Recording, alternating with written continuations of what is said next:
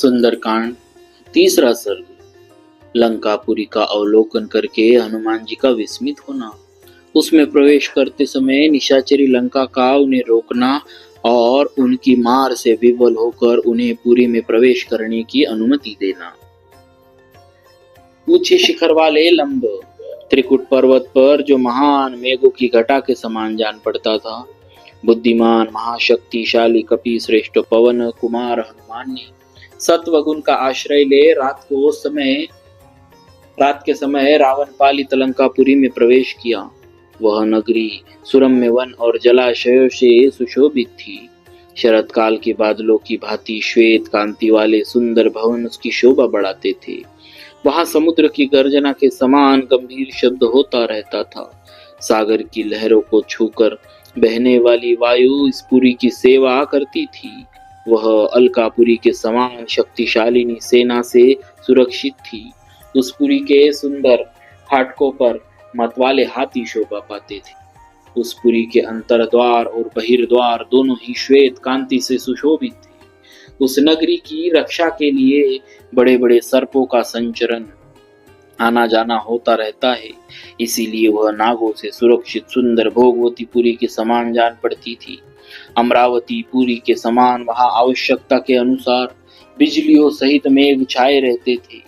ग्रहों और नक्षत्रों के सदृश विद्युत दीपों के प्रकाश से वह पुरी प्रकाशित होती थी। प्रचंड वायु की ध्वनि वहां सदा होती रहती। सोने के बने हुए विशाल परकोटे से घिरी हुई लंकापुरी शुद्र घंटिकाओं की झनकार से युक्त पताकाओं द्वारा अलंकृत थी। उस पुरी के समीप पहुंचकर हर्ष और उत्साह से भरे हुए हनुमान जी सहसा उछलकर उसके परकोटे पर चढ़ गए। वहां सब ओर से लंकापुरी का अवलोकन करके हनुमान जी का चित्त आश्चर्य से चकित हो उठा। सुवर्ण के बने हुए द्वारों से उस नगरी की अपूर्व शोभा हो रही थी। उन सभी द्वारों पर नीलम के चबूतरे बने हुए थे। वे सब द्वार हीरो स्फटिकों और मोतियों से जड़े गए थे। मणिमयी फर्शे उनकी शोभा बढ़ा रही थी। उनके दोनों और तपाए सुवर्ण के बने हुए हाथी शोभा पाते थे।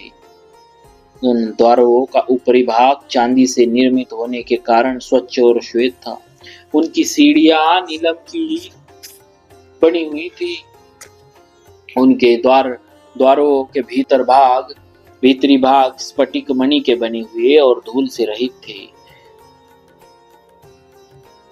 वे सभी द्वार रमणीय सभा भवनों से युक्त और सुंदर थे तथा इतने ऊंचे थे कि आकाश में उड़े हुए से जान पड़ते थे।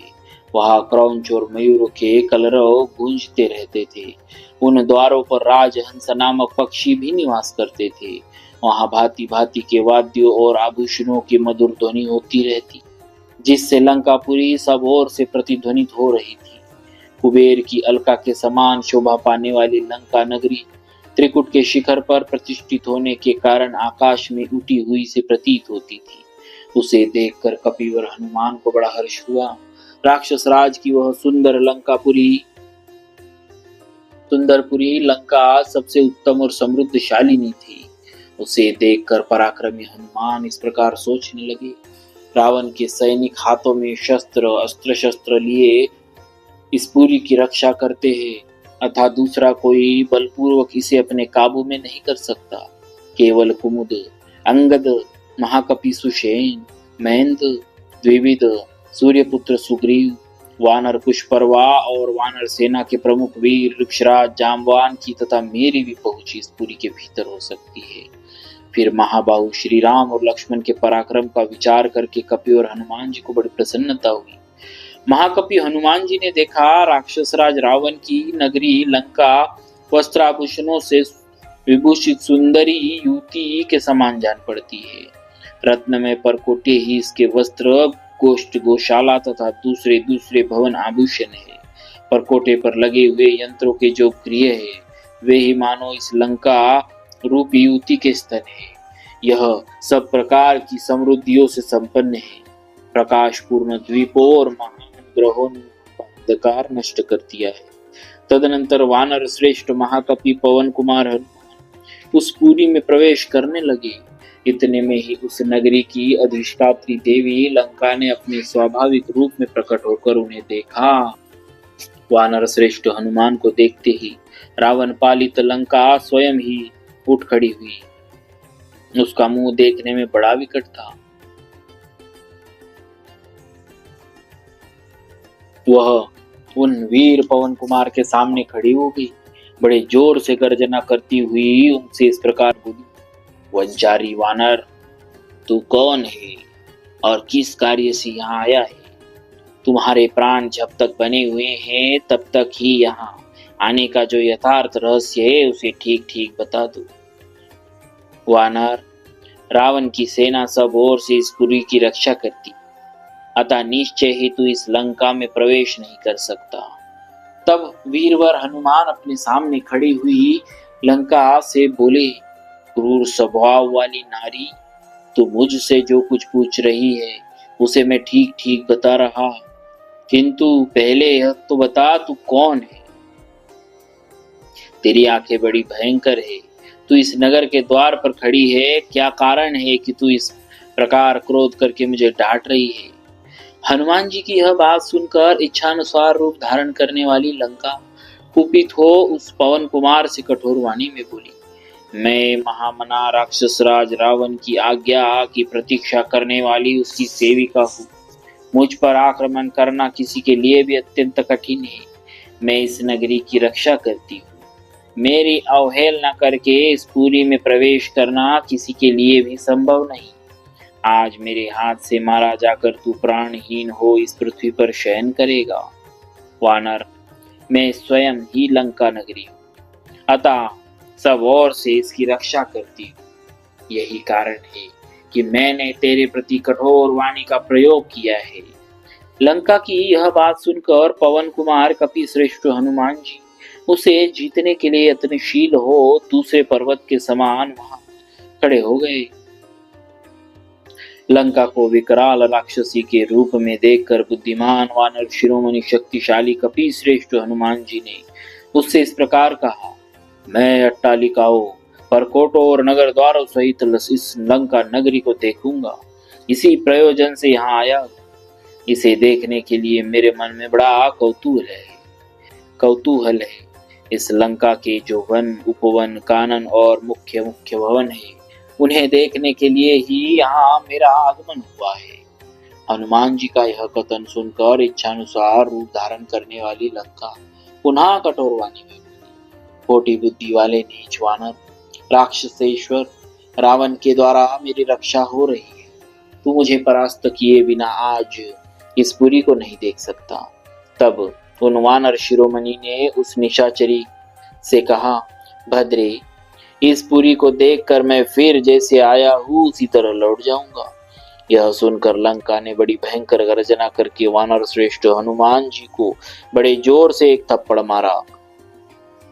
लंका द्वारा इस प्रकार जोर से पीटे जाने पर उस परम पराक्रमी पवन कुमार कपि श्रेष्ठ हनुमान जी ने बड़े जोर से सिंहनाद किया। फिर उन्होंने अपने बाएं हाथ की अंगुली को मोड़कर मुट्ठी बांध ली और अत्यंत कुपित हो उस लंका को एक मुक्का जमा दिया। उसे स्त्री समझकर हनुमान जी ने स्वयं ही अधिक क्रोध नहीं किया, किंतु उस लघु प्रहार से ही उस समस्त निशाचरी के सारे अंग व्याकुल हो गए। वह सहसा पृथ्वी पर गिर पड़ी। उस समय उसका मुख बड़ा विकराल दिखाई देता था।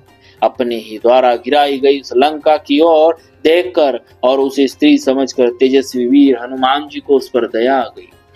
उन्होंने उस पर बड़ी कृपा की। उधर अत्यंत उद्विग्न हुई लंका उस वानर वीर हनुमान जी से अभिमान शून्य गदगद वाणी में इस प्रकार बोली, महाबाहो, प्रसन्न होइए, कभी श्रेष्ठ मेरी रक्षा कीजिए। सौम्य, महाबली, सत्वगुणशाली वीर पुरुष शास्त्र की मर्यादा पर स्थित रहते हैं। शास्त्र में स्त्री को अवध्य बताया है, इसलिए आप मेरे प्राण न लीजिए। महाबली वीर वानर, मैं स्वयं लंकापुरी ही हूँ। आपने अपने पराक्रम से मुझे परास्त कर दिया। वानरेश्वर, मैं आपसे एक सच्ची बात कहती हूँ, आप इसे सुनिए। साक्षात स्वयं ब्रह्मा जी ने मुझे जैसा वरदान दिया था वह बता रही हूँ। उन्होंने कहा था, जब कोई वानर तुझे अपने पराक्रम से वश में कर ले तब तुझे यह समझ लेना चाहिए कि अब राक्षसों पर बड़ा भारी भय आ पहुंचा है। सौम्य, आपका दर्शन पाकर आज मेरे सामने वही घड़ी आ गई। ब्रह्मा जी ने जिस सत्य का निश्चय कर दिया है उसमें कोई उलटफेर नहीं हो सकता। अब सीता के कारण दुरात्मा राजा रावण तथा समस्त राक्षसों के विनाश का समय आ पहुंचा है। कपिश्रेष्ठ, अतः आप रावण पालित पुरी में प्रवेश कीजिए और यहाँ जो जो कार्य करना चाहते हो उन सब को पूर्ण कर लीजिए।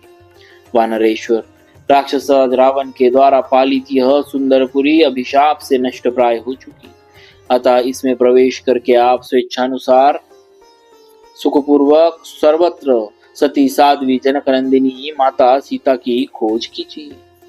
इस प्रकार श्री वाल्मीकि निर्मित आर्ष रामायण आदि काव्य के सुंदरकांड में तीसरा सर्ग पूरा हुआ। बोलिए श्री सीताराम जी महाराज की जय। भक्तवत्सल भगवान।